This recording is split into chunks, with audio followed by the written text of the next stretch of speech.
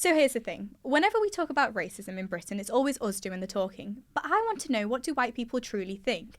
Whether they believe that Britain is racist or whether it's just good at pretending that it's not. Why do people get so defensive whenever you mention the words racism or racist? And most importantly, why do people still get triggered when we talk about white privilege as though it's an accusation and not just a reality check? Today, I want to flip the script and I want to hear what white people have to say about racism. Hi guys, welcome back to ChaiiTalks. It's Aarzoo here, and today I've got three very special guests with me to talk about this subject. First of all, I've got my friend Curtis, who I went to college with. Hi, I'm Curtis. I'm a half Caribbean, half white man, and I'm a very strong advocate for anti-racism in the UK. Second of all, I've got my bestest friend ever, my wifey for lifey, the love of my life, Celina. Hi, I'm Celina. I was born in Poland, but I was raised in the UK. And I have a master's in cybercrime investigation, and I like to think that I'm quite anti-racist. Period.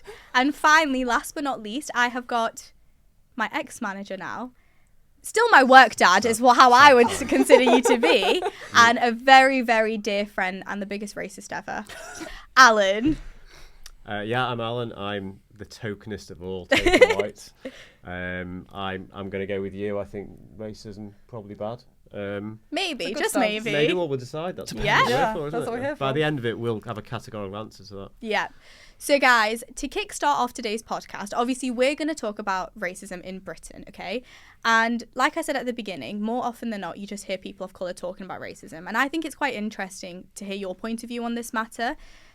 Let's start off with, what do you actually think racism looks like in today's world? You know, Curtis, you go first. Okay, so racism, I think there's different levels to it. You've got everyday racism that you might, I don't know, like schoolyard racism.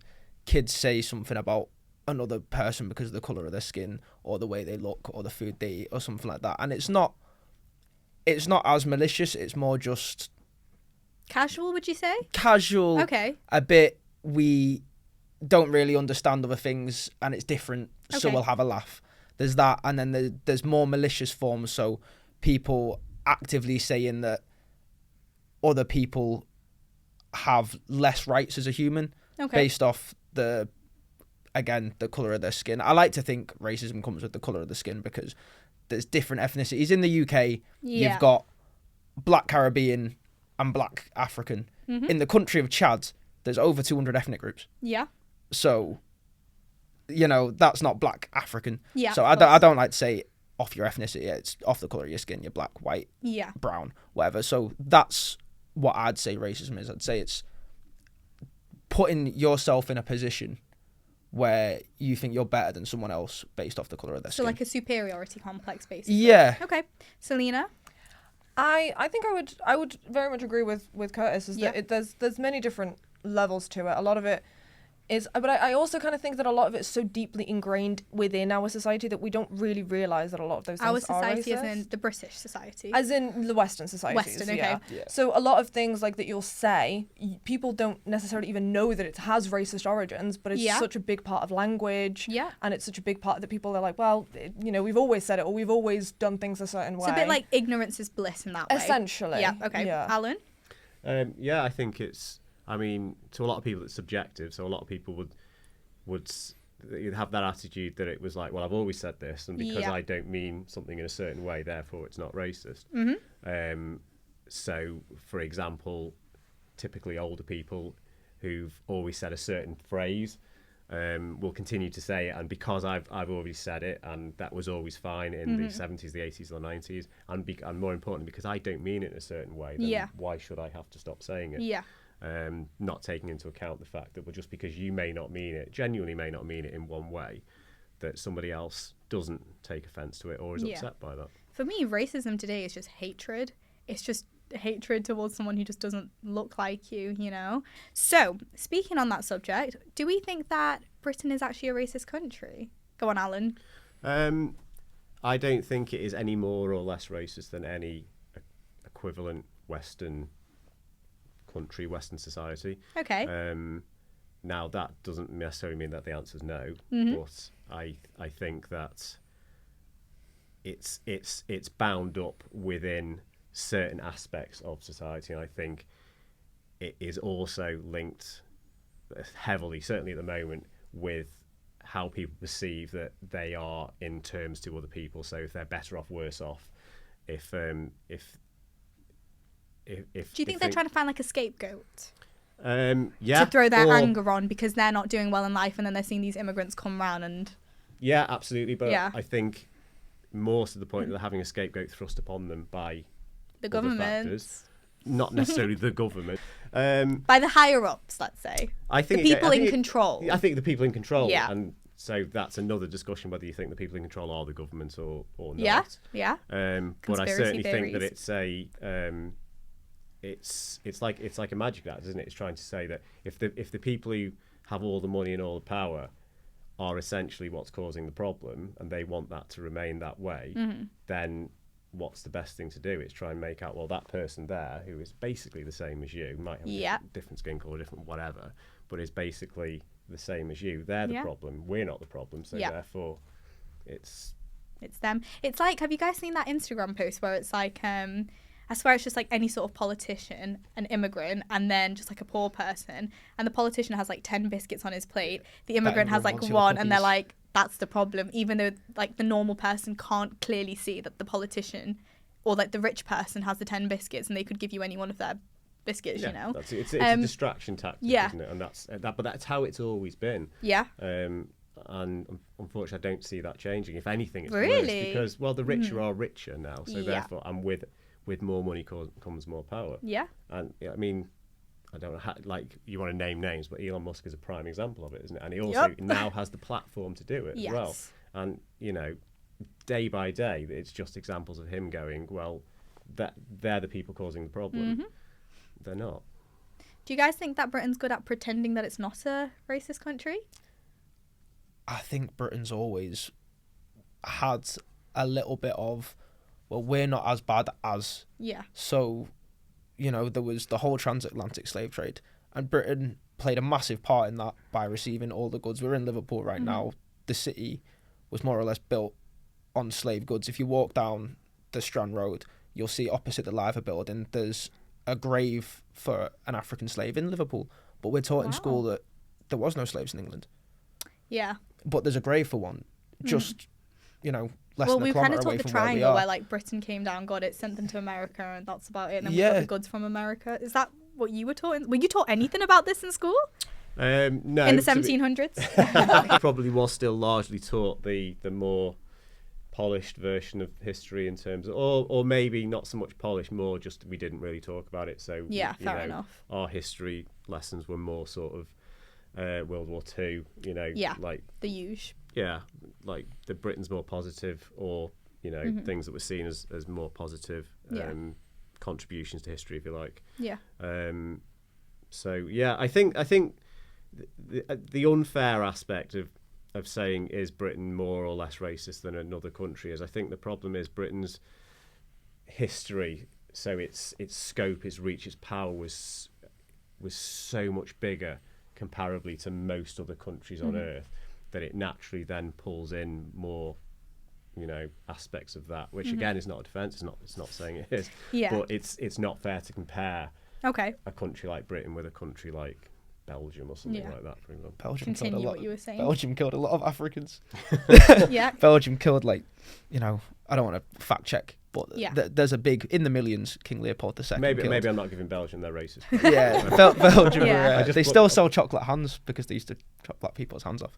Wow, that was such like Yeah, a dark. casual trivia. No. Okay. But yeah, I think England, not that they hide it, but they don't teach it. Yes. So no, I agree with it's that. it's all there in front of you. Like there's a grave on the floor. There's slave faces on buildings as you go down through the streets of Liverpool. There's a lot that people can find out, but they're not told. They're told, you know, Second World War, Yeah. England was saved by Russia and America, but failed to mention the millions of South Asian soldiers who fought and died in the war. My great grandfather came from St Kitts to fight in the wow. British Okay. Army in World Yeah. War One.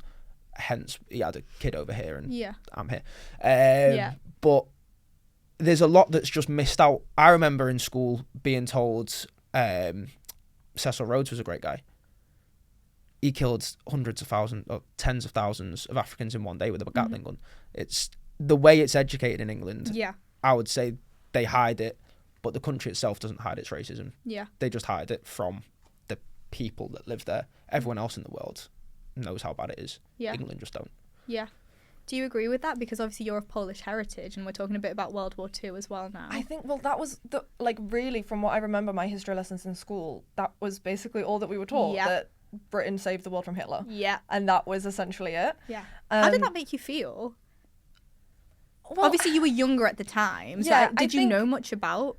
At the your time, history in no. that But I sense? mean, I do remember my parents often talking to me about, because I have family that were in the Polish army at the Yes, time. of course. And obviously grandparents, great-grandparents, etc. And I remember there was a lot of, my family, when we moved to the UK, it wasn't because we kind of wanted to, it's because we needed to, because Yeah. of money and Yeah. opportunity and all of that. It just wasn't Just in a better Poland at the quality time. of life. Yeah. Exactly. But I remember a lot of my parents were quite almost not resented, but like there still was a little bit of resentment to Britain in the way that it Yeah. kind of taught history, because a lot of it was kind of like painting this picture of, well, we were the heroes, we were Yeah. the ones that saved the world Yeah. from this evil dictator. And I think I think the Britain, as Curtis said, it doesn't hide its racism, but it's very good at failing to acknowledge Yes. its racism. It's So it doesn't kind of hold just this themselves lie of accountable. exactly Yeah. this lie of omission. Well, if we don't talk about it, then we could just pretend that it didn't Yeah. happen. Yeah. But it doesn't necessarily mean that you can't seek it out yourself. You just Yeah. have to do that extra Yeah. work. But in I order think to I do actually agree find with it out. Curtis in the sense where, unfortunately, schools don't even teach you that basic stuff. Yeah. Like, obviously, I was never taught about the British Raj. I learned all of it when I got older. And then I was like, oh my God, this country stole £43 trillion. And yet there are people out there then criticising my country. Like, that's not fair, you know? Next question. Why do you think so many white people get defensive when you call them racist or call England as a whole racist? Go on, who wants to answer that first? But I mean, it's a natural defensive attitude, though, isn't it? It's the same. If somebody criticises your family, now you could have spent all week having a go at your brother or your dad or your mum or what have you.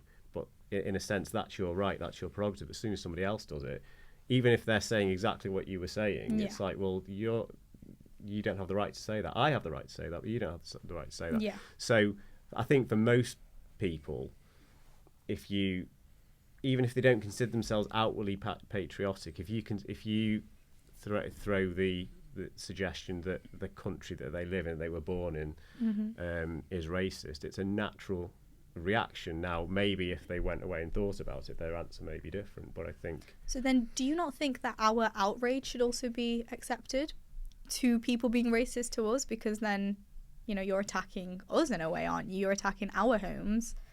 I think it's the same from both sides. So in the sense that we shouldn't just naturally be completely defensive and dismissive of what you're saying. In the same way, I think it's unfair to throw that blanket accusation of racism against. I think that's how it can be perceived sometimes. Okay, generalisation. Yeah, I think generalisation is never a good thing because. Yeah, no, I agree with that. There's always nuance to every argument. There's always, even something very, very clear cut. There's always an aspect of it that's not that straightforward. Do you agree, disagree, Celina? I think for a lot of people, I think a lot of people come at it from a perspective of, well, I can't control it. And so it feels... Can't control what, sorry? Can't control the fact that they are white or that they're British. Yeah. And so then it feels like an unfair attack because, well, I can't do anything about that. I can't change the colour of my skin. I can't change where I was born. Yeah. And they don't realise that, well, the people on the other side of that, people who are not white and not British, also feel like that. Yeah. And so to them, it's kind of like, well, you're attacking me for something that I didn't choose, not realising that it's also inadvertently the same for the other side kind of thing. The way I think of it is, as an analogy, if you look at, so I'm a Caribbean man, if you look at Caribbean culture and if you listen to, I don't know, 50 dancehall songs, you're going to find a big chunk of that 50 are going to be saying some very, very strong things about different people's sexual orientations. But if you then say to that Caribbean person, well, you're a massive homophobe for listening to this music, they're going to say, no, I'm not. It's just my culture and it's just the music I like. I think it's the same with England and the racism of England. I think England as a country, as an institution, is a racist country. I don't think the people of England are racist. I think the people above Do you think it the foundations? it's a culture founded on racism. Yeah. Like, to the point where some of the racist statements that come out from people in Parliament or people on social media, just from every corner, they don't make sense themselves. Yeah. One day, it's you walk down the high road and everyone's brown. You don't feel at home in your own country. But then the next day, they don't want to see black and brown people on TV because it's not representation of the country. But you just said last week that when you walk down the street, all you see is brown people. Yeah. So it's that sort of thing. There's a hypocrisy of it, but the country itself is built on racism, and that doesn't mean everybody's racist. That just means that you live in a country that has a lot of racism inside it, institutionally. I think that more underlines the problem of this insistence on giving everybody a 50-50 say, no matter how extreme or in their minority their viewpoint is. So, for example, you're saying about you hear people from the government or from politics in general, or I don't know, let's say someone like Farage or someone like that, he is given equal airtime. Let's wind it back to say Brexit. So I think whatever you thought going into that, I think most people, most sensible people, most economists, people who are in the know, their opinion was that this was going to be bad for the country. Yeah. And it was very, very difficult for anybody to find somebody with credibility to argue against that case. However, if you looked at the mainstream media, because that's what they're told to do, or that's what they believe their belief is to do, they have to show that argument equal. So to a casual viewer, you've got, well, basically, this opinion is split 50-50. It's not at all. It's split 95% to 5%. However, it's being represented as if it's 50-50.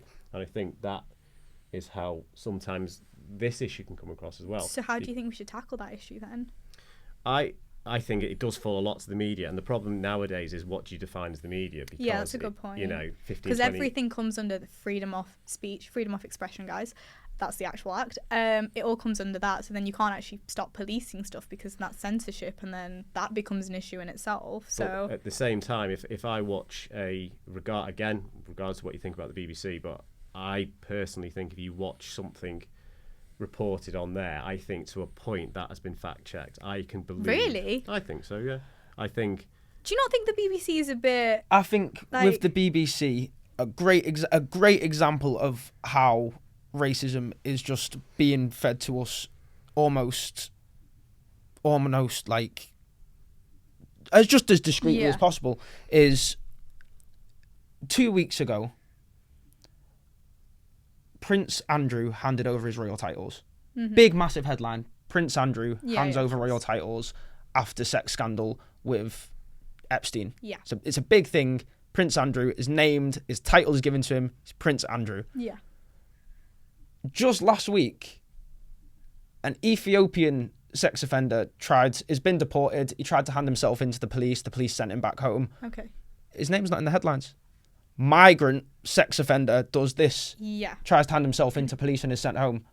Prince Andrew. Yeah. Okay, it's not British white sex offender hands over royal titles. Yeah. But it's migrant sex offender hands over royal titles. That's the BBC. Those two things. I completely agree with that, but I don't necessarily think that's specific to stories of racism. If a footballer does... Really? No, but how's his race the identifying factor? No, but like, for example... If it's a white person, it's not the identifying factor. It's if he's okay? If he's brown, if he's brown, the reason he did it is because he's a migrant. I mean, if he's white, it doesn't... when we were talking about the Liverpool parade, we were all at the Liverpool parade, and I literally said to you 5 minutes ago that when that came out that the guy had obviously ran over people, loads of people on Twitter were like, what if is it a brown person, is it a Muslim? Even when Charlie Kirk died, we were all out together, we were at a quiz night, not Curtis but the rest of us were, and I remember, what did I say to you guys? I said, I'm praying that it's not a person of colour, because if it is, bruh, I literally It's a can't be long asked day. anymore. So It's do a you, long do you, day. like, do you actually not, this is just a genuine question, Alan. Yeah. Do you actually not see that, like, when you read the news, that's the first thing that they mention? Like it's with an the, identifying with factor. the Southport killer that happened, the killings that happened, obviously one of the main things was the fact that the guy was he black, I think? Yeah. And that was Rwandan, I like think. that was the main thing that people were focusing on.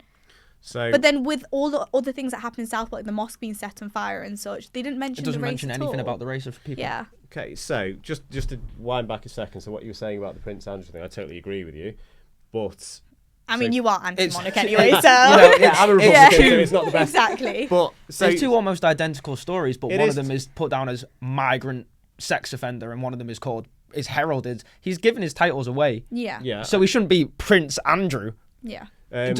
He's yeah. a sex offender as well. But so there's two aspects to that. So firstly, if I get caught driving 80 miles an hour in a 30 mile an hour zone, I'm nobody. It's not a story. If a Premier League footballer gets caught doing that, it's on the news.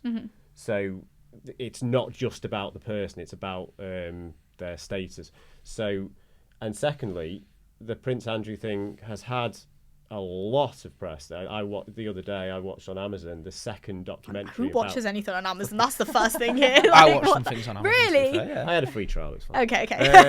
And I'm not watching Liverpool anymore. 'Cause I Okay. keep losing. So Yeah. so I watched the second documentary just about the interview, the I Don't Sweat interview. The second thing that's been dramatised about that, there was an ITV one I think last year or so. So that gets. I'm saying it gets top plenty airtime, of- but it doesn't get airtime as white British sex offender does this. yeah.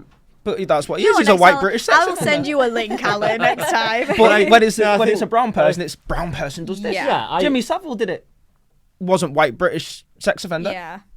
It was Jimmy Savile. Basically, I think what Curtis's point is why do we feel the need to highlight the race full stop? Like, why can't we just say somebody's done this? Like, that's I think It's a that's- bad thing. Like, that's your point. I'm not coming to the basically. defense of Like, obviously, the share migrant the sex news. There's offender. no problem. Being But a sex offender the is a bad main thing. thing is why do we need to specify that someone's a Muslim or someone's brown or someone's African or Caribbean? Like, why can't we just say that someone did it? And that- Person does It's bad not thing. always- Like bad person does bad thing. Yeah. Should be the sentence. Yeah. Like should be the way it's put I forward. completely- Not brown person does bad thing, Yeah. because then you're swapping the word brown for bad.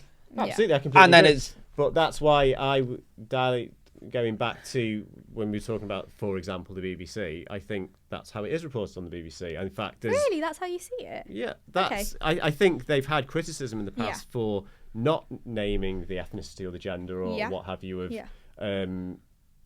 of instance. Because they're trying to keep that impartiality, Okay. and then that in itself causes issues because then that starts. I guess two-tier the big policing. difference is, when something affects you, like for example, if it's money that affects a person, they're going to view certain headlines or certain news articles in a different way, because if they're a working class person, they'll be like, oh, well, this is classism, for example. And I think because Curtis and I are both people of colour, I think naturally when that stuff comes out, it sticks out to us, if yeah, that makes sense, stands out more. Do you want to add anything to that, Celina? I think one of the main things that I think kind of drives this forward a little bit is that there's going to be a lot of people online, especially like when you were saying on Twitter, they're Yeah. going to be rage baiting, and they know that this sort of stuff gets them Yeah. views. So around like the time that Charlie Kirk had died, there were a lot of obviously TikToks about it, and a lot of the comments in the TikToks were like, oh, I wonder what his skin color was, and they would have hundreds of replies, and they would Yeah. have hundreds of people arguing just in the replies of those Yeah. comments. I wonder what his religion was. Yeah. Again, hundreds of replies, and I think a lot of those people, they don't actually care. Yeah, they just But they doing it just for put in a bit of- comment in yeah. because, well, that's going to get me a lot of engagement. And Yeah. especially on a platform like Twitter or any Yes. platform that pays you when you Let's just specify engage with Twitter.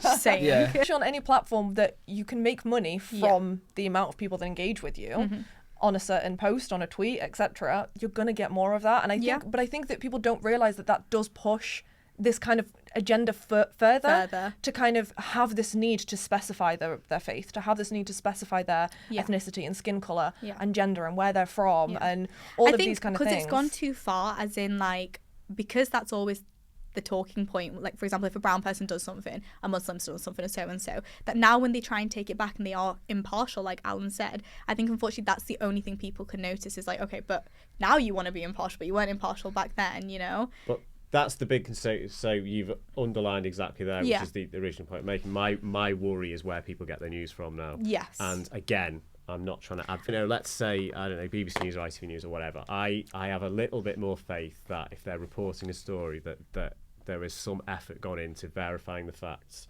that it is being reported to a point in an impartial point. Now, you can argue about the BBC in terms of that they are going to be swayed to a point by whatever the government of the time is because they are publicly funded. Of course. But I still think if they report an earthquake somewhere and they believe that 1,000 people have been affected by it, I'm more likely to accept that has had some sort of verification than a report on TikTok that says 100,000 people have this, that. Are you coming from my TikTok? What the hell? But that's the issue. But I think if you now ask most people, certainly younger demographics, where they're getting the news from, a lot of them are getting it from what I would class as less verified sources. Yeah, interesting. Okay. Do you think part of the problem that Britain has is that their racism hides behind politeness? And the only reason why I say that is because typically when you see the way that British people are portrayed on media and television, we're like these like polite, like, I don't know, stuck up kind of people. Yeah. Do you agree with that statement or do you disagree? Celina, you go first. I think maybe some time ago, but I don't think so now. I think now a lot more people are a lot more comfortable saying things that they probably wouldn't have said. Do you think a big part of that's due to the people in power coming out because they're so comfortable with using their platforms that it's kind of like instigating other people because they're like, well, if he can say it and he's rich, famous and powerful and he's running to be prime minister, then why can't I say it? Do you think that's a big reason? It's this kind of like you see, it's social support really. It's like you see someone saying something, well, I have the same opinion and I've been hiding it for however many years. Well, now I can say it because someone on the TV has said it. Yeah. I think maybe back in the day there would have been a little bit more shame about saying certain things or about, making kind of comments or jokes or anything like that. But I think that now we kind of have progressed, especially with people like Farage and whatnot, and Elon Musk with like, the Nazi salute and whatnot. Yeah, that's crazy. Like that's insane. That's stuff that gives people power because they see that, oh, this is someone who has got a lot of power, a lot of money. They can get away with doing that. Then why can't I? Yeah. What do you think, Curtis? I think it's not. I don't think it's hidden At all. At all.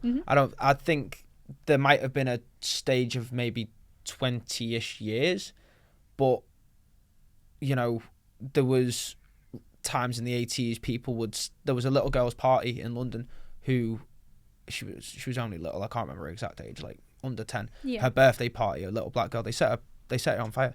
Really? The racists would come and set it on fire. Obviously, there was the whole thing with when migration from South Asia came in, and there was people going through, and not the EDL, the National Front were big in the 80s and 90s. The BNP, the skinheads. It's been in England for a very, very long time. There was signs on walls: no blacks, no Irish, no dogs.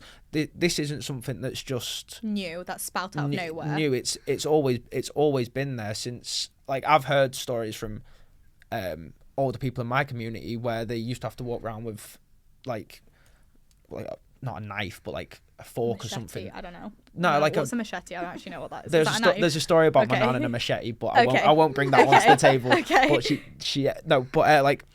people getting attacked with bike locks. This is in the 50s now, so cricket players getting attacked with bike locks and stuff like this, because ever since there's been larger numbers of migration into the country, people have always had this thought of, well, they're coming for me, they're coming for my job, they're coming for my culture, they're coming for X, Y, and Z. But that's not how it's ever been. So I think there is racism in the UK, and it's always been there, and it's always been straight in your face and blatant. But people just like to say it's hidden. Okay. You can answer the same question, but I want to ask you a slightly different question, because you're obviously older than us all. How has it just by 2 months, anyways, by 2 days, how has it changed from when you were growing up? Because obviously you probably remember more of like the late 80s, 90s, obviously the 2000s, and now you've got social media boom, if that's the right word, I don't know. But yeah, same question, but also how has it changed? Well, that's an interesting point what you said there, is because there are certain specific. Take like football for example. Absolutely. The John Barnes photo. Yeah, it was Bring up football absolutely again. Liverpool as well. it was blatant, and it wasn't even seen as a problem. I think that was the problem, that it wasn't seen as a problem. Okay. Whereas now I don't mean it's been eradicated, but it's not, it is not stood for anymore. Yeah, there's a lot more black players in the England squad than there used to be. Absolutely, but like people will be hauled out of stadiums for shouting. Someone misses a penalty and it's look at him. Yeah. So this country's crazy when it comes time to football whatsoever. Like whatever. Like as in like domestic abuse rates go skyrocket. I don't support England. That's crazy. Next World Cup, I'm supporting Mexico. Just putting that out there. Yeah. The point I'm making is I don't think necessarily that the people who had those attitudes back then have necessarily changed their mind, but to a point, at least in terms of the media or on TV coverage or whatever, it's not stood for anymore. So in that sense, you can say, well, it's better than it was. But okay. What about like just casually, like day in day out? What was it like when you were growing up in that sense? Like, did you ever see these crazy like skinheads or whatever, like Curtis was saying? Did you actually see racist stuff happening? I didn't, but I probably living in where I live, it's probably not the best place if you want a sort of a good cross section. Yeah, like non-white people, it's probably not. So maybe that affects my attitude slightly, because if you don't see something day to day, then it's harder for you to accept that. Because it's not your reality. But I look back at TV and we're not even talking that long ago. TV programs 10, 15 years ago that portrayed things or said things that now. I'd be like, well, you can't say that. I mean, how many movies have you recommended to me in Celina, and you've gone, oh, they're a bit dated, the jokes are a bit off its time, Yeah. Not just about racism, just in general as well, but. Yeah, absolutely, and I think that's an interesting point, because that when I'm rewatching stuff that's 15, 20 years old or older, there's stuff that I'm watching and going that I laughed at and thought was absolutely fine, that I'm now personally going, well, I can't. That's not right, and it's not right that I ever thought that was right. There's other things that I think, well, I still think that's fine, taken within the context that it is. Yeah. And I think that's the problem, isn't it? Not the right expression, but nothing's black and white, and it's not, just this idea that, like trigger warnings on TV programs. Do you think that's silly? Is that wokeness? I think that's silly. Really? Trigger warning. Well, no, because I'm sorry, if there's a spider on the screen, I need a trigger warning. You know what this man once did to me, right? He knows I'm scared of spiders. I'm terrified. And this was around Halloween time a couple of years ago. I came into work the next day or so, and there was a massive spider dummy. I had to move desks. I couldn't sit there. I was like, I am not sitting here. But that's the point, isn't it? So you asked the question. So do I think trigger warnings on TV are stupid? Or it's like, well, no, but I will say I think certain things warrant a trigger warning and other things probably don't. But if you ask somebody else, they might go left or right of that argument and say, well, no, it's ridiculous. Why should there ever be a trigger? But I think, for example, it's perfectly acceptable if a program contains scenes with strobe lighting, and there can be people watching that who are going to have a photosensitive reaction to that. I think that's a perfectly acceptable trigger warning. Yeah. I think if there's scenes that delve with a particularly upsetting aspect of something, that's probably fair game as well. But where do you stop? Because then I watched something and said, well, there's scenes depicting smoking. It's like, well, there are trigger warnings for that? Yeah. I think it's for anything that makes a film go up in age category. So I know that if there's smoking in a film, I think it might go to a 15. Okay, fair enough. But somebody else might look at that and go, well, I think that's perfectly acceptable. I don't want to see smoking, so I should be warned about that. It's an unimportant point, but there was a trigger warning on something I watched the other day, which was basically a spoiler. Okay. Okay. Right. Well. Okay. Now you've. Well, surely that should just be a spoiler alert. Like, why? Because but you have no choice for the trigger warning, do you? It's like just there. Yeah. It's whether I want to see it or not. It's there, and it's said this program contains scenes of a depiction of a certain thing. Okay. And I'm like, oh, okay. Well, now I know what happens to that character because of it was a major plot point. So. Again, that's not really what we're talking about. Yeah, no, fair enough. Okay, let's talk a bit about white privilege, okay? What does that phrase mean to you guys, and do you guys think that truly exists? Because I definitely do. I'm fully aware of the fact that obviously everything is kind of like intertwined in this country where like class, gender, your race are intertwined. But I do definitely think that having white skin, you know, you have a certain level of privilege over someone like me, you know. I want to hear it from your point of view, Celina, because although you are white, you're of Polish heritage, you know. What does that mean to you? I think, as you say, I am white. Yeah. It's very hard for me to say that I don't have, because that would just be a lie for Yeah. me to say that I don't have white privilege, because Yeah. I do. I definitely know that and I also acknowledge the fact that unless you know of the fact that I'm Polish, Yes. you can't tell. Yes. It's more so, like, I don't have the Polish accent. Yeah. It's more so with my mum, for example, who Yeah. does have a Polish accent. So, you know, you look at her, she's just a white lady. When she starts talking, you can tell that she's definitely not English. Yeah. She's definitely not British. And I think for me, I kind of acknowledge that I do come from a very privileged point, even though I wasn't born in this country. I was raised by Polish parents. I was raised in a Polish household. I very much acknowledge the fact that I am still very privileged and close in privilege to just the regular English person. Yeah. Alan, what do you think about Um, with regard that? So, to white privilege, when I say that, what does that mean to you? Do you think it exists? yeah, I think it would be stupid to deny that, but Yeah. I think privilege exists across every aspect of society. Yeah. Well, that's why I said like Yeah. class and gender, all of that sort of stuff. It's all. I think from my point of view, I think that is getting better. I think it's harder. I think if you go and work for like a big company, for example, it's much harder for you to be, I don't know, you know, pushed aside because of your gender, your race, what have you. But I don't think that has completely found its way outside of, you know, to every aspect of society. And I think the sad answer is I don't think it ever will. In the same way that if you've got a lot more money than other people, you're probably going to have a better life. If you went to a certain university, if you know people. Certain people, yeah. Yeah. I mean, you can even boil it down to if you have a job somewhere and you have some control over recruitment and your friend applies for it, Yeah. they're probably going to get it over somebody else who might be more qualified. Yeah. It doesn't make it right, but Yeah. I don't really know what the answer to that is. Yeah. What about you, Curtis? I think there definitely is, like, from personal experiences. Yeah. So I've been driving 6 years. I've been pulled over countless times. Was that your fault though? No. Okay. Pulled we should establish that first. Pulled over. Yeah. At first, they do the. Yeah. Oh, it's flagging up, your car's not insured, and I say, don't worry, you're the third officer to say that this week. I've got my Right. insurance up right here, because as soon as your lights went on, I knew you'd say it. And they'd say, yeah, right, okay, car smells of weed. I say, feel Does free. it? No, feel free, go and Yeah. search everything, man, because I'm sure it does. Yeah. But you can't prove that on a Yes. video.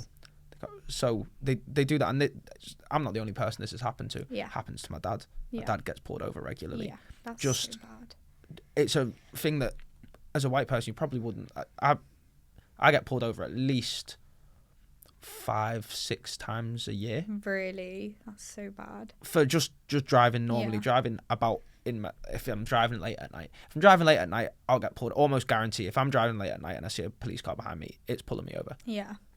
It's a regular occurrence, and it's stuff like this. So there's that. There's as a child, things like kids would point out you not being white as like oh, this is different, so we're going to treat you slightly differently. They don't know why, but because you look a bit different, they'll treat you a bit different. And I wouldn't Yeah. call that racism. Yeah. I'd just say that it's something that's going to impact how you grow up with the people around you, if they're going to point out the way that you're different and Yeah. treat you differently because of that. So that's also a privilege that white people have. They don't have to go through that. So I think there's, like Alan was saying, there's stuff with like getting hired for a job. It's quite hard now to not get hired for a job because you're not white. Yeah. But there's just little privileges of things that It's it's stuff just in not the day-to-day Yeah, it's life. day-to-day Yeah. stuff that just is an inconvenience and just stuff you wouldn't really like to happen, that white people have the privilege Yeah. of not having happen to them. Yeah, I mean, I've told Celina this. You know where we're from, there's a fun fair, and that was my first job that I worked at. And I was in the token box, and I remember my friend that got me the job, as you were saying nepotism before, he was Polish, and he's from Poland. And I remember it was like my first few days, and I made a mistake. And on the way out, he said to the Polish friend's friend, oh yeah, the foreign one in the token box, she got my like thing wrong or something like that. And then my friend told me, and we laughed about it, but I remember I went, you're the foreign one here. I'm the British one here. But like in that sense as well. And like again, where we're from, the Primark there, I know I've had other friends there as well. When me and my mum would go, the security guard would just follow us constantly. And we're not thieves. I have never stolen anything in my life, and that's so sad. I wish I had stolen something, but I'm Stealing such jobs. I'm stealing jobs. But you're not working. You're stealing jobs and not working. yeah, exactly. I'm on benefits, but I'm working. Yeah. And like I'm not a thief. I'm such like a goody two shoes in that way. But once again, like when I'm out and about and people look at us, like my mum will sometimes say to me, she'll be like, "Why is everyone looking at us?" One, my mum's gorgeous, but sometimes I do wonder. I'm like, is it because we're brown? Like, you know, like when I'm on the train and such and I've got a bag with me, people look at me all the time when I put my hand in to get my ticket out. Like, and I'm like, guys, relax. There's no bomb in here. I promise you. But like, just simple things like that. Like, you guys probably, do you face that? Like people looking at you weirdly because you've got a bag in your hand or so-and-so? Crossing the street. Yeah. Old people crossing the street was a big one. Really? Walking down the road and there's an old person walking on the same side of the road crossing the street. Yeah. You learn a little smile that you pull of like I'm not one of the bad ones. But you learn that from young. But I guess with used to, it could also kind of be because you're men as well. I don't know, maybe that. No, old men have crossed the street. You just walk down the street and old people will cross the road. They'll like, look at you and just cross the road. As well? Yeah, just cross the road. Okay, that's crazy. Anyone else want to add anything to it? The only thing that I can kind of say that from my recollection that I kind of remember that is not on the same level, but kind of reminds me of it, is when I was younger, walking home from school with my mum. This would be like primary school or whatever, and obviously I'd be telling my mum about my day, and we would be speaking in Polish. We would always get onto some of the streets that we would live on, and my mum would go, right, let's not say anything now until we get home, because if anyone heard us speaking in a foreign language, we could potentially encounter something that wouldn't be fun. That is probably, so sometimes, you know, when I'm on the phone with my mum and I'm speaking in Polish, then I kind of am looking around, or if I'm with a friend and I'm speaking Polish, kind of potentially looking around. But I also know that the minute I start speaking English, then it's kind of... The other thing is, and I've said this to you as well, is where we work is I find it so funny, especially when older people come in and they start slowing down what they have to say to me, like my phone is broken, and then I'm like, oh, how can I help you? And they're like, oh, okay, I can talk normally with her now, you know. So this is kind of back to what we were talking about at the beginning about why do people get so offended when you call England racist. Okay, why do you think people get so offended when you call them racist for their actions or their words that they're saying, more than like they don't get offended about the fact that people are actually being affected by racism daily? What do you think the thought process is behind that? Go on, Curtis. There was a video I saw yesterday, maybe you have seen it in Parliament. Yeah. Where a black speaker's talking about the comments made earlier in the week by the Reform MP who said about the adverts. Yeah. And she said, yeah, such and such is a racist person. And then there became a full argument with the person whose like job it is to keep order, saying the speaker, you need to take that back and you're not allowed to call her racist. And she's going, well, she made a racist comment. Yeah. That's racist. Mm-hmm. And she's going, well, the comment's racist, but she's not. I swear Farage said something similar as well recently. I watched an interview of him and he was like, if it was racist, I'd call it racist, but blah. And he was trying to justify, and I was like, brother, come on, you would never call it racist. Why are you lying? If it looks like a duck and quacks like a duck, it's literally exactly. Like it's, you know, like it's.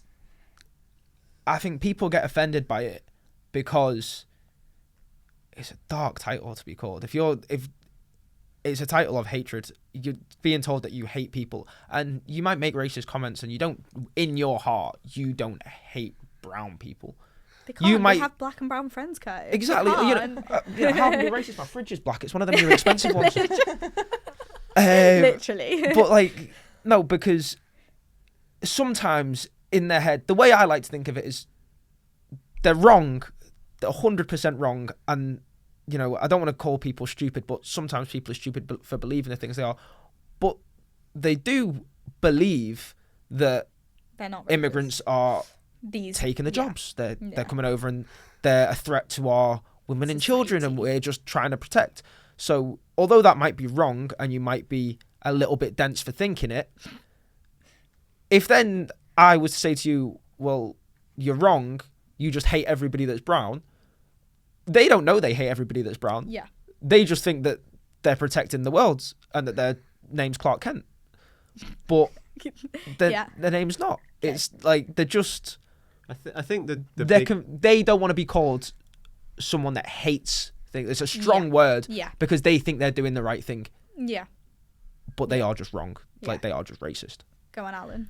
I think the big concern is that, like, if you take the two extremes of any argument, you can almost dismiss them because their opinion doesn't really matter because they're the extremes. That's what that is. So left or right or whatever, you can figure you're never going to change their mind, and whether they believe it or not, they shout the loudest, and that's generally what we hear.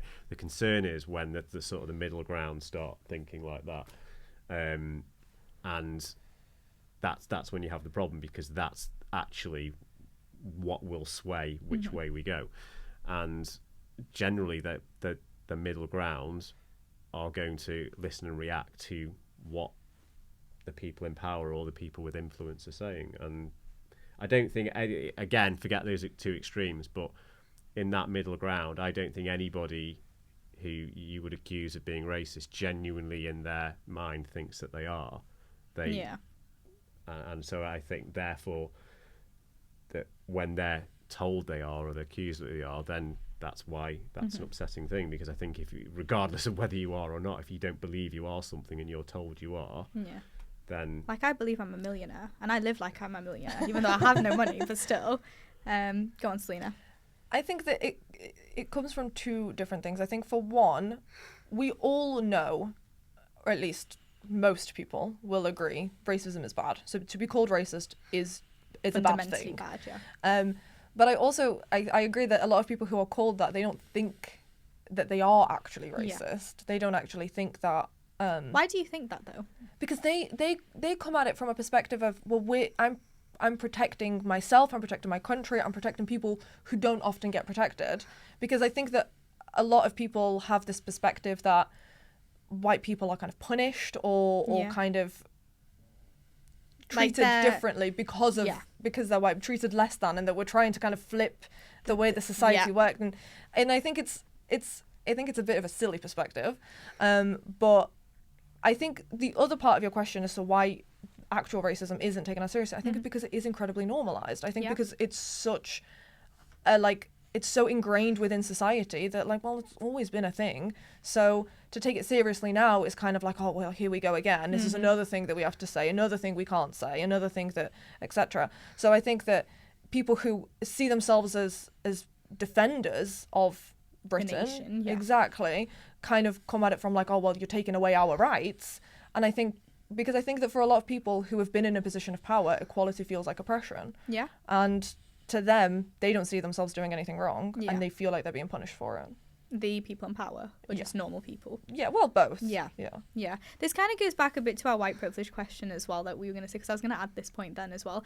I find it so funny that people don't realise that white people are still on this, like, pedestal all over the world, you know, like, especially in South Asia. Like, one of my videos on TikTok that went viral was about me talking to my mum about whitening creams, because white is seen to be beautiful. You know, if you guys went to Pakistan, you guys would leave with a full suitcase of free stuff. I'll tell you that much, you know, like, you would get free stuff left, right, centre, because white people are kind of idolised. And that's why I find it so interesting when, you know, white people in England are so offended by, like, immigrants and such. Like, you're loved in their countries, you know, like, yeah, you're never going to be oppressed, in my personal opinion. That's quite a sweeping statement, though, isn't it? Because in what sense? Well, absolutely, there's a percentage of people who have that opinion, but I think, again, take that middle ground. Yeah. I don't think that middle ground of people who aren't interested in that the loud volume from the left and the right, basically just want to get on with their everyday lives, and I don't think are inherently racist. No, they're not. If you went so far to that left extreme, there might be things that I say and do that would be considered racist. But again, in that sort of like sensible middle ground, I'd like to think that nobody would think. Yeah. Well, that I'm not. Mm-hmm. Celina, I know you're working on something, but this kind of ties into what you're working on, because it's all about, you know, being included and not being an outsider, okay? And obviously, because you are an immigrant, you're the only immigrant here, do you think that Britain will ever see immigrants as one of us, in quotation marks? I think that's a very interesting question. And I think I think that the answer is always going to be no. Okay. And it's a shame that I think that it's no. But for me, my identity has always been a bit weird. And I always get people ask me, when I'm in England, do you miss Poland? And when I'm in Poland, do you miss England? And I always get asked from both sides of my friends and family, which side do you prefer? Which country do you prefer? Yeah.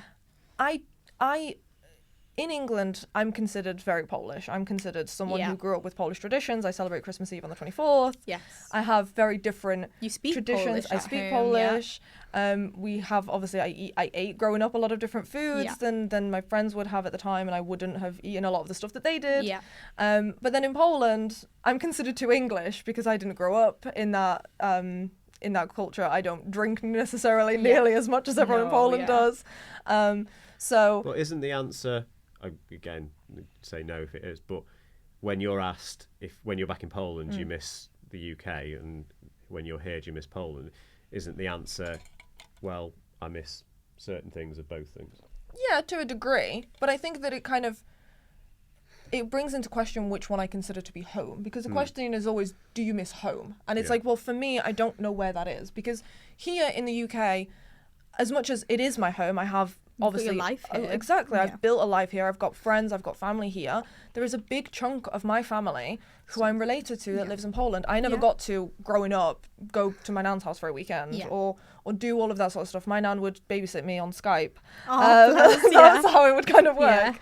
I never had those kinds of experiences growing up. There's a large part of my cousins, for example, who don't know who I am. Like, they'll only know me through pictures, and they'll only know me through stories that my parents would have told their, siblings etc. So there's always been this kind of like mismatch, and there's never really been a place that I feel like I can 100% fit in, and I can 100% say, yes, that is my home. Yeah. And I think that when it comes to Britain, so much of its culture is borrowed from other cultures, but it fails to acknowledge that. Yeah. And I think borrowed. Stolen. Stolen, I was going to say. Stolen, trying to be Looted. polite. Yeah. I think that until it decides to acknowledge that, I think that would be making progress, but I don't think it ever will acknowledge it to the level that it needs to. Yes. Go on, Alan, what do you think? No, yeah, I agree. I just think everybody, it's human nature, everybody looks at everything through rose-tinted glasses. So the older you get, the better things always seemed years ago. Yeah. And I think, again, the truth is, it's Minus music, sorry, no. No, that's the one thing that actually goes against. And again, the answer is that no, some things were better, some things were terrible. Yeah. Like, I don't know, I'm of that generation that's like old enough to still remember a life before social media, before like the heavy influence of tech that we have. Yeah. But I'm just about young enough that I sort of have been able to embrace it and use it and take the advantage of it as well. And a lot of people my age or older will say that life was better before all this. No, it wasn't. Certain aspects of it, me personally, I think social media is I just think the world would be a much better place without it. Yeah. But then you can't bound that up in technology completely, because it's brilliant that I'm watching a TV program. What's he been in before? I can just pick this box out of my pocket and look. It's great. I can message people. I can send people pictures instantly. I don't want to lose that aspect of it. So, and it's so the same way that people were saying that life was great in the 70s and the 80s. No, it wasn't. There was terrible, awful, horrible things that happened there. Yeah. But there were aspects of it that I think are better as well. Do you see me as a one of few? Because I don't consider myself to be English. When somebody asks me, I don't ever say I'm English. I'll say I'm British, because for me, English is, I'd say, a white English person or who's had multiple generations in England. Well, it depends what your personal definition is. I consider you as English stroke British. I consider you as English stroke British as anyone else I know, because my only experience of you is here in this country. Yeah. So whereas I don't know, if I knew somebody who was literally born abroad, who had spent 20 years abroad and who was now living here, and who spoke with a very obvious accent and had obvious life experiences, maybe I wouldn't consider them British, but I don't necessarily think that's a bad thing. I don't necessarily think it's a negative thing. Okay. the real answer is, does it matter? Yeah, And I fair don't enough. think it does, to be honest. Yeah, go on, Curtis. I think it depends. I think the gateposts change so much with people's definitions of British, because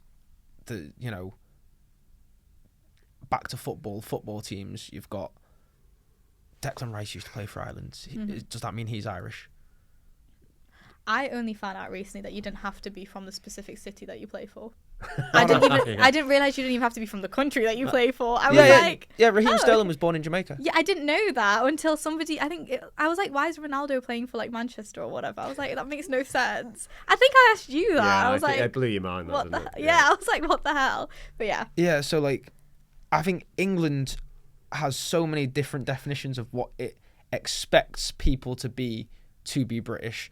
So there's a load of talk about, immigrants are bad when they don't integrate into society. It's a big thing. Immigrants, they'll never be English because they don't integrate into society. But if I was to walk down any road and point out any white English man and say, mate, after you've gone out for a drink on a Saturday night, what do you do? Stop at the kebab shop, mate. Yeah. So the Turkish have integrated very well into English society, because English culture is go out on a Saturday and have a kebab on the way home. Fish and chips was brought to England by a Jewish Spaniard. Is now England's favourite food. Yeah.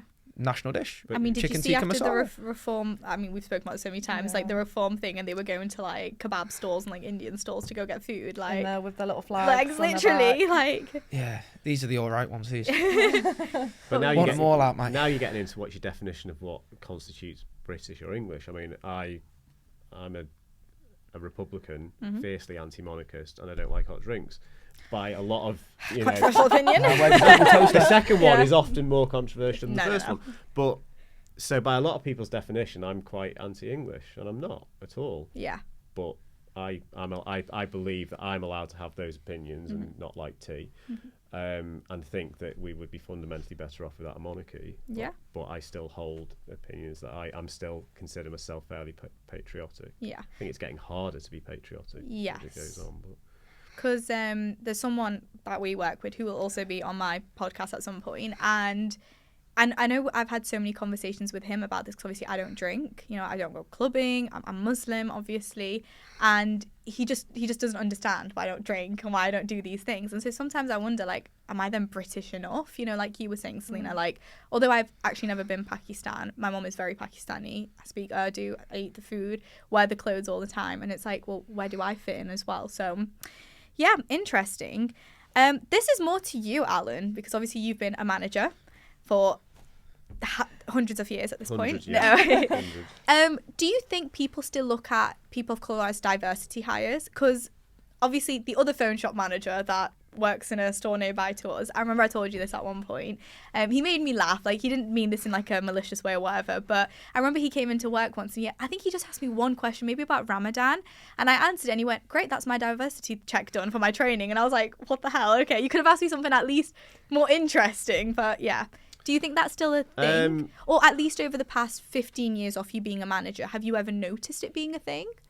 I can speak from my own personal Of course. experience, and like up until fairly recently working for a very big company. Yeah. Genuinely, it was never a concern. It was never a pressure. It was never something. It was about hiring the right person, the right suitable for the role. So, but that's not me saying no. I don't think it is. Like, just in my personal opinion, Yeah, and it comes back to the point before. I think that aspect of it is getting better. Yeah.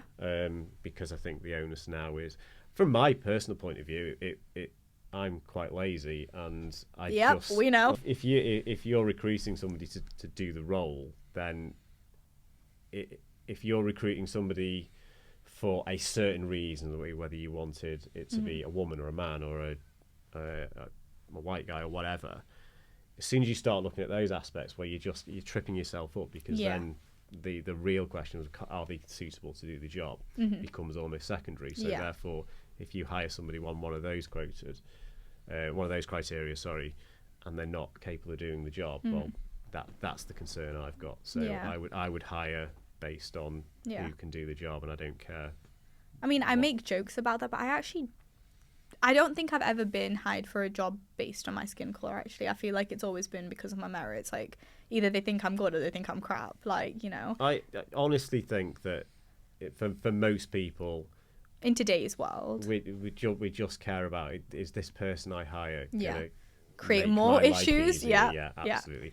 So, but yeah, I'd be interested to know what like other people's experience of that, but I can only speak for my person. Of course, yeah. What do you guys think on this? I think it just depends where you go to work. Yeah. I think I personally don't think that the whole tokenism thing. I think it does exist. It exists. I know it exists in schools. Yeah, and it exists probably the higher up you go in the corporate ladder. I think if you just apply for a job. But then I think when you go higher up, when all you get the higher isms up, kind of come that's into when play, it's like. Do you think it still happens, Celina? I think maybe not as much. Because even when we talk about diversity, not just racism in that way, do you think just diversity, like I said, including all the isms, do you think? I mean, this is a bit off topic, but as someone who, like, you know, you kind of, you're applying for a job and there is like a whole diversity form to fill out.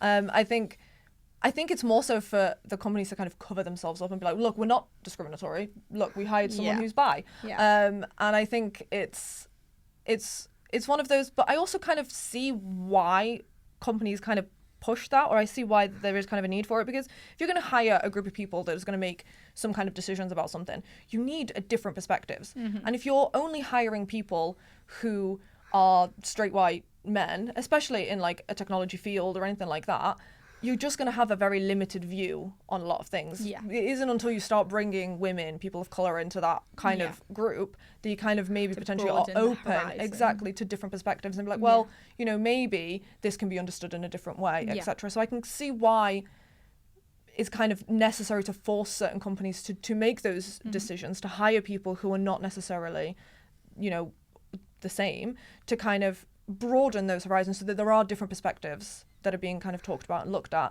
I don't think that, you know, I'm a woman. I was hired in a men's clothes shop. And I thought, well, okay then. But so it's one of those where, especially in kind of like the field, as I said, I have a master's in cybercrime investigation. A lot of that is kind of quite tech-based, and a lot of them have schemes for women in tech, women in STEM. When I was in like school and I did a computer science A-level, there was a lot of programs that a lot of teachers would mention, being like, oh, there's this for women only, there's this women in STEM thing, there's this like girls who code, all of this kind of stuff. So there's always been a push for it, and I think that it is because of representation, and you need that kind of representation in those fields in order to broaden those horizons, in order to make further progress in those fields. I think that does start just to come into the right person for the right job. So, like, for example, you could have a department that's got 10 positions and 9 of them are filled by men. So that now vacancy, I think it would be perfectly legitimate to say, well, actually, we are looking for a woman now because we feel we're underrepresented. And that some people would argue that, well, that's gender biased.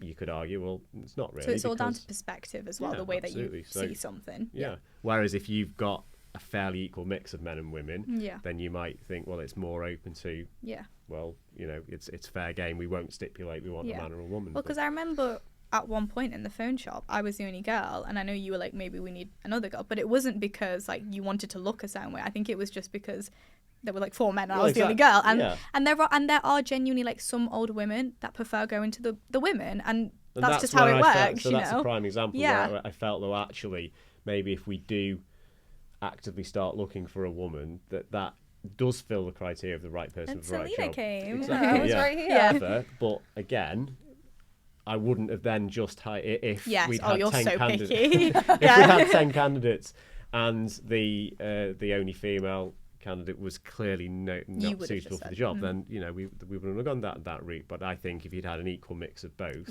then that's fair enough to say, well, actually, it's not, you know, filling any sort of quota to say, you know, we are a bit underrepresented with women, like you say. Some customers are they do prefer, talking to but again, I think the right person for the right position. So when it comes time to this conversation, my opinion that I've always stood on is I feel like we just need more education on this matter, okay? And I think education, I mean, starts in school. And we were obviously talking about what we were taught in history and such in school. And I've always been a firm believer that the education system needs to be reformed, full stop. I think the way that they, like, test children is just not acceptable in my personal opinion. That's a conversation for another day. But when it comes time to racism, I think maybe just talking more openly about it from a young age, you know, would be one step into making this country a bit more equal in that aspect. According to you guys, do you think Britain will ever truly be equal? And do you think we'll get to see that in our lifetime at any point? And if not, then what do you think we need to do to make those like progressive steps? So very, very briefly in terms of education, I think you're right. That's always, you know, like your academic education side of your life is obviously going to be a big influence on what you do, what you think, what you believe, or whatever. But it's always going to pale in significance to what your parents, what your friends, what the people that you interact with. So, you know, you can have the most clear-cut, correct education, but if you're it's real life, that. Yeah, absolutely. The second question about are we ever going to be truly equal? No. And you can open that up to everything because we're never going to be truly equal in terms of... Do you think we'll ever make like baby steps towards it? Or we can, I think that's the best you can hope for. Because the point I'm saying is I don't think we're ever going to be equal is because it's not... We're talking specifically about this subject, but we're not an equal country in terms of class. We're not an equal country in terms of distribution of wealth or whatever you like. Class is one of the biggest issues in this country, in my opinion, I don't know. It's to say it'll never change. Maybe you can't say that, but in my lifetime, you're immortal, Alan. So in my lifetime, no. All I think all you can ever hope for is that you just improve the situation. Yeah. But yeah, I went to school and I had like religious education. I was taught broadly that, you know, that there's a God and what have you. Were you just taught about Christianity in school? No. Or were you taught about other religions as well? We sort of had a kind of more wider. Yeah. But my mum and dad were atheists, so Yeah. I don't think it's any coincidence that I was taught one thing, but you know, you believe in the other. I'm an atheist Yeah. because you know, if my mum and dad were, you know, much practicing, more, maybe I still would have gone the other way, but you know. Yeah. You shook your head. Why? What? When I said that, do we think it'll ever be equal? I don't think it's ever been equal, England. I think if we look back, you know, it was it the Magna Carta? I don't know the exact year. Magna Carta was signed because the king was treating everybody very, very badly, and the barons sat him down and said, sign this piece of paper to stop treating people very, very badly. Here we are nearly 1,000 years later, and the people in charge of the country are treating everybody really, really badly, and everyone's going, when are we going to stop being treated badly? I feel like the whole big push of like the anti-immigrant stuff and all that, genuinely, I feel like for maybe like 15 years after the end of the Second World War, the average British white man actually had it good for a brief period for like 5, 10, 15 years, just before it was time to get to work and rebuild the country that's just lost all its money going to war with fascism. So they thought, you know what, we'll extend to the Commonwealth, bring the Caribbean people in, bring the South Asian people in, and then they'll help us rebuild this country, and, you know, Britain will be Great Britain again. Yeah. And then all of a sudden, the implications of England spent all its money fighting a war kicked in, and that was the first murmurings of, all right, we're still poor, but now these people that are different colours are coming in and they're doing jobs, but because the country's poorer, people are getting paid a little bit less, so they're coming in and they're getting paid less to do it, so they're coming here and taking our jobs, and that was probably the first rumblings of it, and it's just snowballed. I also think like, maybe repeatedly. There's never been a time where the average English man has been living it lavish Yeah. in England. Yeah. It's never been a thing. Yeah. So this we want our country back. To when? Yeah. There's a museum in Manchester. There was a peaceful workers' protest, and the police went and killed them all. Mhm. That was only a couple hundred years ago. Yeah. So this wanting What England's do you never want been it back equal. to? Yeah. England's never been equal, and I don't think it ever will be equal because it's just not in England's. England's Yeah. never treated the majority of its people well. I don't see it ever happening where it would. It'd be a big, there's almost 1,000 years of this line of monarchy.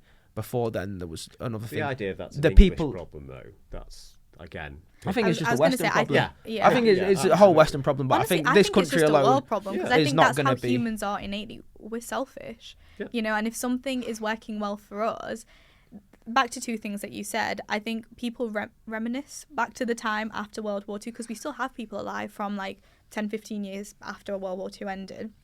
And I think they look at that time and they're like, well, the country's not like that anymore, I forgot my second point. Oh, this is what I was going to say. The other thing is obviously when people come into this country, the fact that they're doctors, they're lawyers, they're engineers, and I think people see that and they're like, but they're doing better than me. And obviously, I study this in sociology in A-level. Our upbringing is obviously very different to a standard English upbringing, like education, like we would get beat up if we didn't, revise properly and such. Whereas that might not be the case in a Western country. Parents are a lot more lenient, they're a lot more supportive towards their children's dreams, whereas our parents might not necessarily be that way.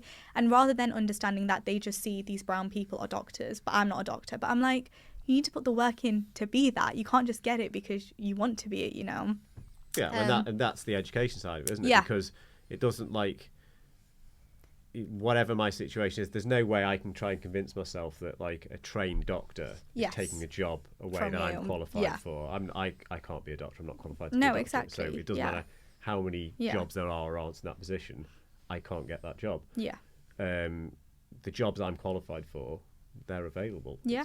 And it's fair game. It's Yeah. So And the sad thing is it's actually kind of sad sometimes. Like, these people that are not educated clearly are the ones that are being brainwashed to think this way, even though, like you said, there are so many jobs available right now. They just don't want to do it because, that's not good enough for them, basically. They want to be a doctor without the medical degree or without, putting the effort into... But again, being that's that. it doesn't matter what your race is. There'll be a certain level, a certain portion of that society who's like, well, I don't want to do that job. That's Yeah. just That's just humans. Yeah, Yeah. the jobs I look at, like, I don't want to do that. Yeah. That I feel in some way that I'm Would be a little insulting. Because Yeah. that's the way it is, Exactly, sometimes and you do that's, find certain things that you insulting. think, well, I think I'm better than that, and Yeah.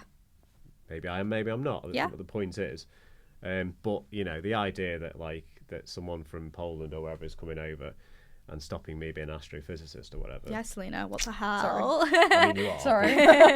Yeah. And the second to that is like no one is inherently racist, or in the same way that no one is born liking chocolate. You've got to be trained to like chocolate. Yeah. So I think a lot of that comes from family and your surroundings, like you said before, and that's as my well. concern when people say, "Oh, it's all about education." Yeah, it absolutely is. Partially, yeah. But it's about where that education comes from. I mean, there's only so much schools can do. Yeah. If the people that you're then exposed to outside of school Yeah. are feeding you. Well, I mean, we mentioned Farage before. He must be a well-educated man, hence why he's the leader of a political party today. Well, that's it. And the views that he has aren't very educated, But in you my say personal humble Did you see opinion. his school report? You posted it on Snapchat, didn't you? Yeah. He wasn't allowed to be a prefect in school because his teacher thought he was a fascist. Oh, that's the fascist thing. Yeah, right, I might okay. not fact check it, but this is just Lol me. to Farage because I was a prefect and head girl. I wasn't Lol, allowed to I be a took that prefect. position. I wasn't allowed to be a So prefect. you took his job. Yeah, in an all-girls high school. What the hell? Utter Like- woke nonsense. I know. Sorry, guys. Celina, what about you? I think that education isn't. I agree that education needs to be reformed. Yeah. I absolutely agree there.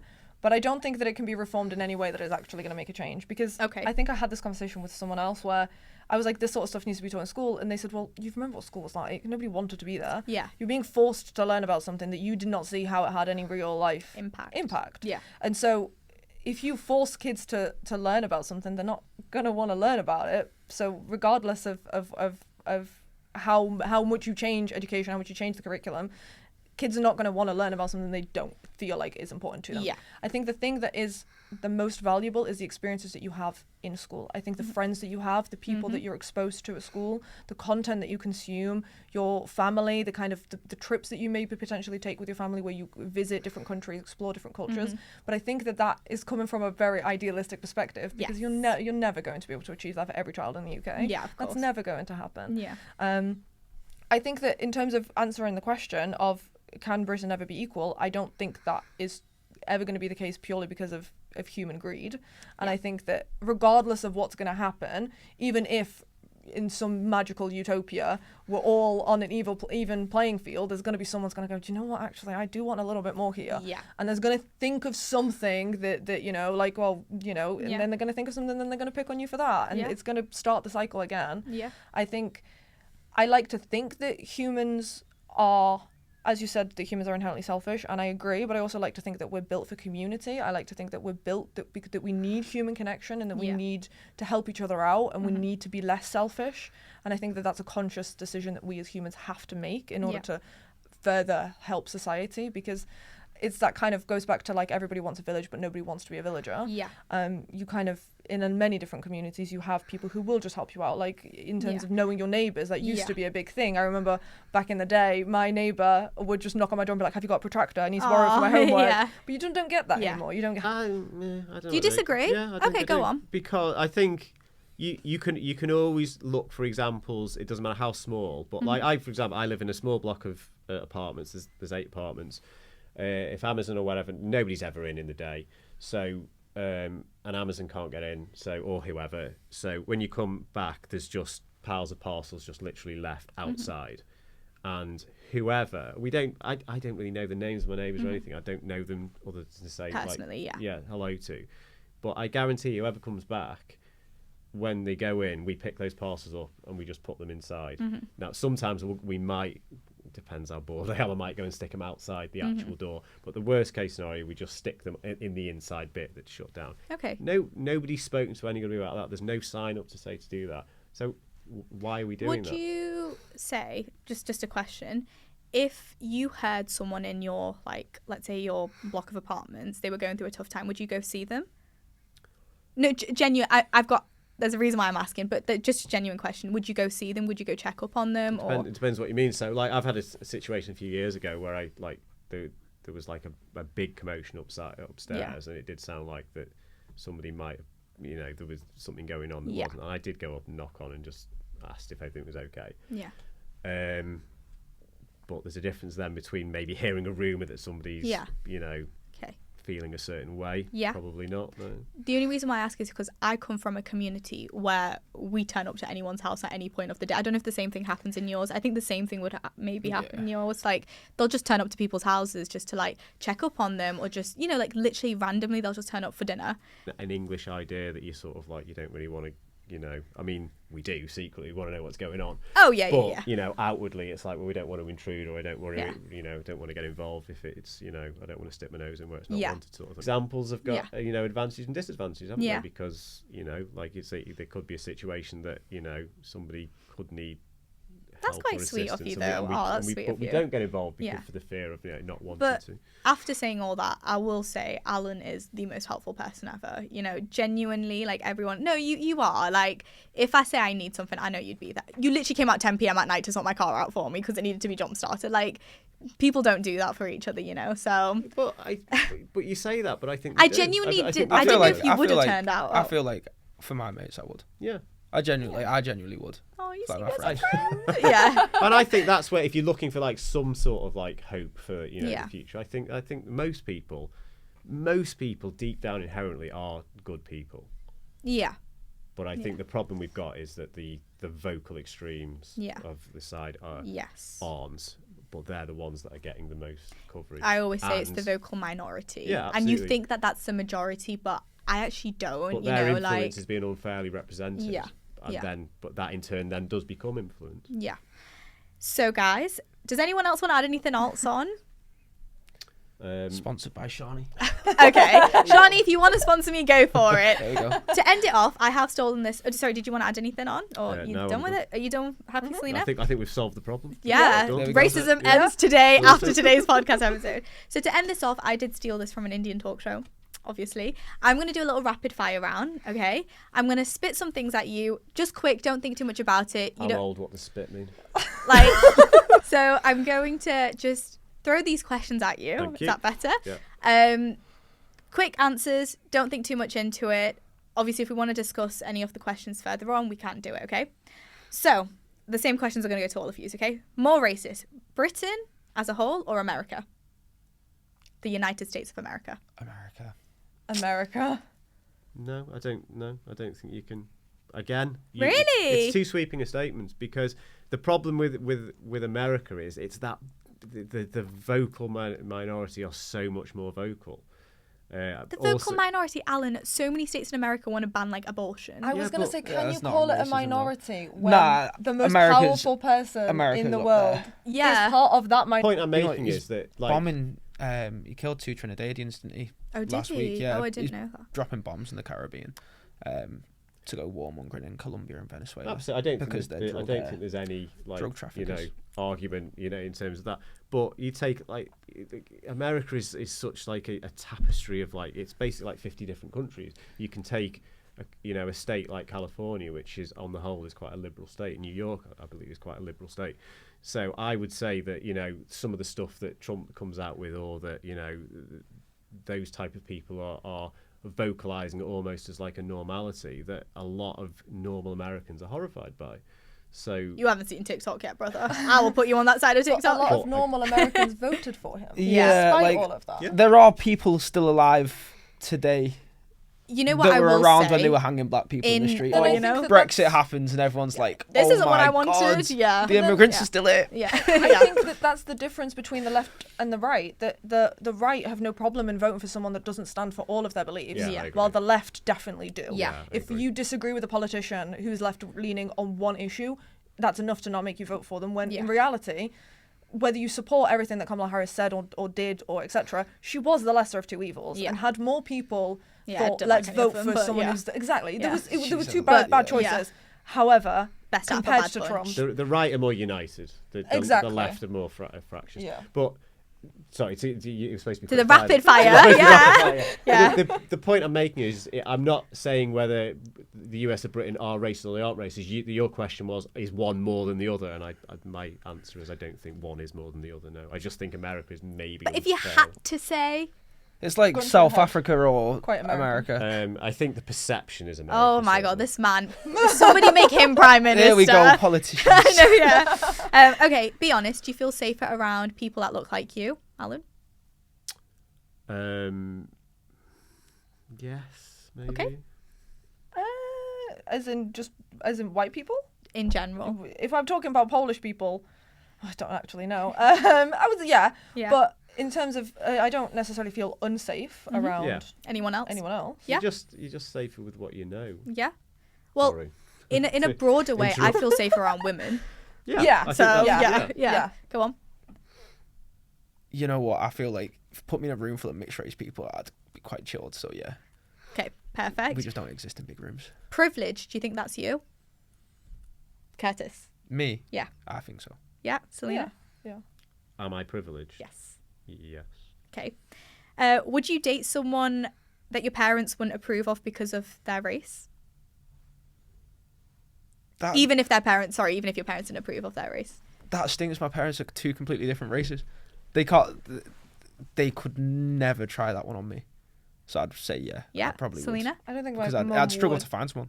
I don't think your mum would care. I don't think Yeah. my mum would care. She So, just- yeah. Yeah. It's hard to answer because my mum wouldn't care. Yeah. But if she did, it wouldn't. It wouldn't be like a It wouldn't affect my. relationship with the person. Quite Yeah. frankly, I think if my parents cared, I would do it to spite them. I know you would. No, I feel like your mum would just accept them with open arms. Like Yeah, I know your yeah. mum would do that. I think my mum would feel I wasn't good enough for them. So. Oh yeah, I can so imagine your mum saying that. If you say Britain's not racist, are you lying or are you delusional, Selena? I think it's delusional. Alan? You're delusional. Probably. Yeah, Curtis? Oblivious. Okay. I've added an extra thing there. They just don't know. Some Okay. people just don't know. So then they'd be delusional. It's not delusion. Just because like something can be right in front of you and you just Yeah, don't see fair it. enough. Like there are reports that are probably false reports of Native Americans not seeing the boats when they pull up on shore. With I think that's a fair point. Actually, pilgrims. I think oblivious and delusional probably a better is one. different. Yeah, completely. Oblivious. That's fair. And deep down, do you think racism will ever end? No.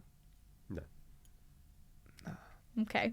So that brings us to the end of today's episode. And you know what I think it is about these conversations is I think whenever we talk about racism, everyone wants to jump to start defending their intentions rather than reflecting upon their impact.